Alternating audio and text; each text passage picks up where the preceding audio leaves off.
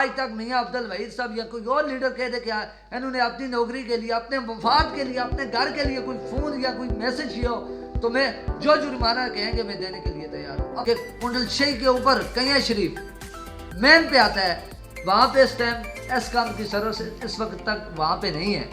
اس کے علاوہ آپ پیچھے چلے جائیں تو دنجر ہے، وہاں پہ تو ایک جو ہے 8 مقام کے سامنے ایس سی او کا ٹاور لگا ہے، لیکن وہاں پہ بھی ابھی سروس بالکل نہیں ہے، کیونکہ لوگ جو ہے اپنے گھروں سے باہر ہی آ کے مشکل سے کال کرتے ہیں. ددنیال سے ملیکا گاؤں ہے ٹھنڈا پانی، تقریباً ددنیال سے 7-8 کلومیٹر کا فاصلہ ہے.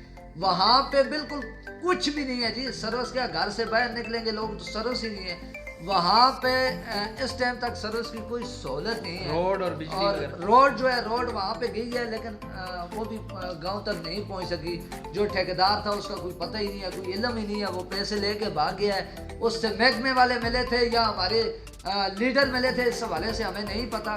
ان لوگوں نے آواز اٹھائی لیکن ان لوگوں کی آواز کو بھی دبانے کی کوشش کی، جس وجہ سے سڑک جو ہے کچھ تھوڑی بہت نکلی ہے، لیکن وہ بھی نالے کے قریب سے گئی ہے. جس ٹائم مرضی آئے نالا فلڈ آ جائے وہ روڈ فارغ ہو جائے گی، اس کا بھی کوئی بینیفٹ نہیں ہے. بجلی کی سہولت بھی ابھی نہیں ہے. وہ لوکل ہائیڈل پاور پروجیکٹ لگا ہوا ہے، وہ جس ٹائم ان کو دل کرتا ہے چلا لیتے ہیں. وہ بیچارے بھی اپنی مدد آپ کے تحت چلاتے ہیں. کبھی تار کسی جگہ سے ٹوٹ جاتی ہے، کبھی کس جگہ سے ٹوٹ جاتی ہے. سرگن کی بجلی لوات تک پہنچ گئی ہے، لیکن دنیال سے ہوتی ہوئی لوات پہنچ گئی ہے. ٹھنڈا پانی کے علاقے میں ابھی اور چھری کے علاقے میں بجلی کی کوئی سہولت میسر نہیں ہے. وہاں سے لوگ، ہماری مائیں، ہماری بہنیں، ہمارے بزرگ وہاں سے پیادل چل کے دنیال آتے ہیں اور اپنے پیاروں سے ان کی خیر خیریت فون پہ دریافت کرتے ہیں. کیا ان لوگوں کا دل نہیں ہے؟ کیا ان لوگوں نے ووٹ نہیں دیے تھے؟ جیسے ملیکا گاؤں ہے بنتل، وہاں پہ اس وقت تک سروس کی سہولت میسر نہیں ہے. وہاں پہ کیا ان لوگوں نے ووٹ نہیں دیے تھے؟ ان لوگوں کا حق نہیں بنتا؟ ان لوگوں کو ان سہولت سے محروم کیوں رکھا گیا ہے ٹیکنالوجی کے دور میں؟ میں کسی ایک لیڈر کو نشانہ نہیں بنانا چاہتا، نہ میں شاہ غلام قادر صاحب کو نشانہ بنانا چاہتا ہوں، نہ میں جناب میاں عبدل وحید صاحب کو نشانہ بنانا چاہتا ہوں، نہ کسی اور لیڈر کو نشانہ بنانا. لیکن اس کے لیے آپ سب نے محنت کرنی تھی.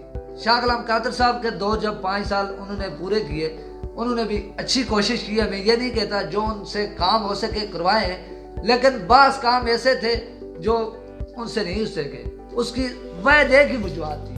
اس کی وجوہات یہ تھی کہ انہوں نے سکیم چوروں کو نوازا ہے.